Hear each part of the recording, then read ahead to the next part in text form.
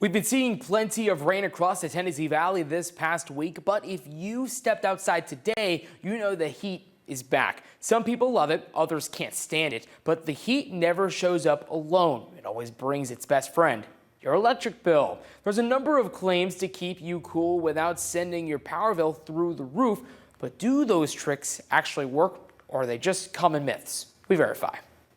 With summer heat driving up air conditioner use, a lot of people are looking for ways to stay cool without breaking the bank. So, let's verify some common myths. Our sources are the U.S. Department of Energy, Energy Star, and Duke Energy. Here's what we found. The first claim, setting your thermostat to 60 degrees will cool your house faster. This is false. The U.S. Department of Energy says your air conditioner cools your home at the same rate no matter what temperature you set it to. Turning it down to 60 doesn't speed things up. It just makes your system run longer than necessary, which can drive up your energy bill.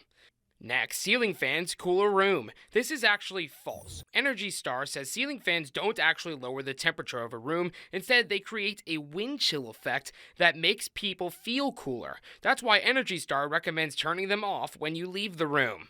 The next claim, curtains can help lower your cooling costs. This is true. According to the U.S. Department of Energy, windows are one of the biggest sources of heat entering your home. Keeping curtains or shades closed during the hottest part of the day can block that heat, reducing the work your air conditioner has to do. And finally, keeping your thermostat at 78 degrees saves the most money. This is mostly true. Duke Energy recommends 78 degrees as a good balance between comfort and energy savings when you're home. The U.S. Department of Energy also recommends setting your thermostat as high as is comfortable and raising it even more when you're away to cut cooling costs.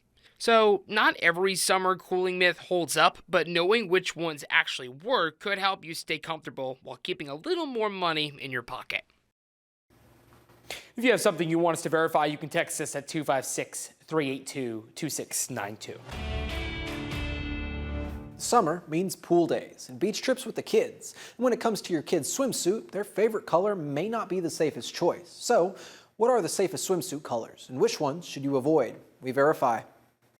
When you picture a child drowning, you may imagine splashing, screaming, or calling for help, but that's not always the case. Drowning is often silent, and it happens quickly. According to the CDC, drowning is the leading cause of death for children ages 1 to 4 and the second leading cause for children ages 5 to 14. So when it comes to safety, something as simple as the color of your child's swimsuit can be the difference between life and death. So, what are the safest swimsuit colors for your kids, and which ones should you avoid? Let's verify.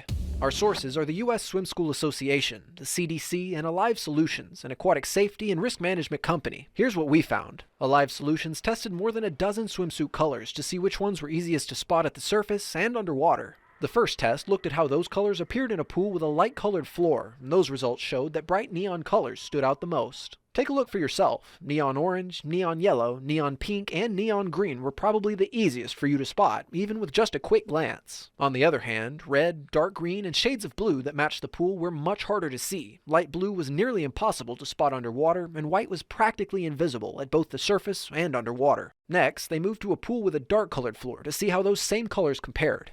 Once again, the bright neon colors stood out the most, but dark colors like navy blue, black, dark green, and purple became even harder to spot. But pools aren't the only place where swimsuit visibility matters. Alive Solutions also tested those colors in open water to see how they compared in a lake setting. In the lake test, bright neon colors once again stood out the most, but for a majority of the other colors, they weren't just hard to see, they were pretty much invisible. So the next time you go swimsuit shopping, be sure to look for neon colors. But don't forget, the best protection is always keeping a close eye on your child and putting them in swimming lessons.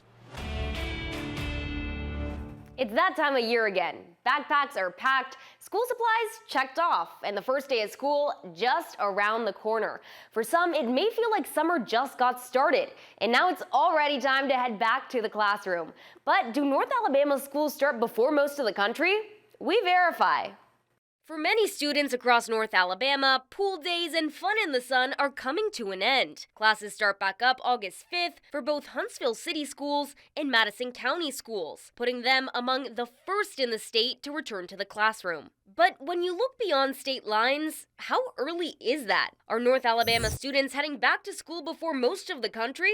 Let's verify. Our sources are weareteachers.com and education data compiled by MDR Education. Here's what we found. While most Alabama students return to school during the first 2 weeks of August, many North Alabama districts are among the first in the state, with classes starting as early as August 5th. Nationally, that's earlier than most. According to MDR's data, only about 20 states have the majority of their public schools returning before August 16th, many of them in the South. That means in most of the country, students don't return to the classroom until later in August, or even September. You can see examples of this in states like New York, Massachusetts, and Minnesota, where some districts don't start until after Labor Day. But why do some states start so late while others start early? For some states, it's just tradition, but for others, it's actually the law. Minnesota has a law requiring most schools to start after Labor Day, and it's been on the books since 1985. It was created to protect the tradition of a long summer break and to support the state's tourism industry, especially for families who spend part of August at cabins, lakes, and other summer destinations. Other states give districts more flexibility, allowing them to start earlier as long as they meet the required number of instructional days. In Alabama, school districts have that flexibility, but even though North Alabama is among the earlier starting regions, it isn't the earliest. States like Georgia, Mississippi, and Florida have kids returning to school as early as late July. Still, North Alabama's August 5th start puts it weeks ahead of where most of the country will be, so we can verify that yes, North Alabama schools do start earlier than much of the country. For some Decatur residents, backyard chickens are more than just a source of fresh eggs. They say keeping a small flock is a generational tradition, but a proposed zoning change circulating online has residents fearing that their tradition could be taken away. Some are even claiming the city is trying to ban backyard chickens altogether. Is this true? We verify. Backyard chicken coops are a staple at lots of Decatur homes. Now, that practice is at the center of debate after the city proposed an update to its zoning ordinance, changing where backyard chickens would be allowed. We looked at what the city's current rules say and what would actually change if this proposal passes. So, is Decatur trying to ban backyard chickens across the entire city? Let's verify. Our sources is the City of Decatur zoning ordinances. Here's what we found. Right now, Decatur allows backyard chickens on farms and larger pieces of land, but also in most residential zoning areas. That includes people who live in typical single-family homes like a house with its own yard, driveway, and space between neighbors. Small coops are permitted in both larger lot neighborhoods and smaller subdivisions where homes are built closer together. And chickens are also allowed in townhome-style developments where homes share a wall, as well as mobile home communities. But not everyone can raise chickens. They're not allowed at multifamily housing units like apartment complexes where multiple homes share the same property. Now, the city is looking to change part of its regulations. The proposed ordinance would remove RSA, known as Residential Single-Family Attached Districts, from the list of places where backyard chickens are permitted. In simple terms, that means people who live in attached homes like townhomes would no longer be allowed to keep backyard chickens if the change passes. But the proposal would not restrict chickens from all residential areas in Decatur. Other zoning districts would still allow backyard chickens as long as residents adhere to the city's requirements. So we can verify Decatur is not trying to ban backyard chickens across the entire city. The proposed change would only remove that option for people living in single-family attached zoning districts. The city is expected to hold a public hearing on this proposed change August 17th at 10 a.m. Since 2007, the Environmental Working Group, a research advocacy organization, puts out its sunscreen report. This year, they looked at more than 2,400 SPF products and found 498 met their criteria for safety. So we're taking a look at some of the criteria for what makes the best sunscreen.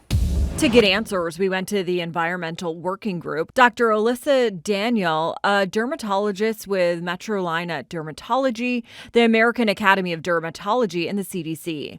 There are several different types of sunscreen on the market. When it comes to recommendations, the EWG states mineral sunscreen is the safest course of action. The American Academy of Dermatology says if the active ingredients in your sunscreen is titanium dioxide and zinc oxide or both, you have a mineral sunscreen. When it comes to chemical sunscreen, those have more ingredients and may be easier to rub in. However, there's some controversy surrounding chemical sunscreens and their effect on your body. Experts say more studies need to be done. Dr. Daniel tells us that mineral-based sunscreen works best on kids and people who have sensitive skin. There are some skin conditions, especially if patients are dealing with problems with pigment, that I do prefer more of the mineral blockers. What about the SPF in sunscreen? According to the AAD, the higher number doesn't always mean the better. Sunscreen with SPF of at least 30 blocks 90% of the sun's UVB rays. However, the CDC says in order for it to work, you need to apply often. If you're in the sun for more than 2 hours, reapplying is key. With your Verify, I'm Megan Bragg. If you have something you want us to verify, you can text us at 256-382-2692.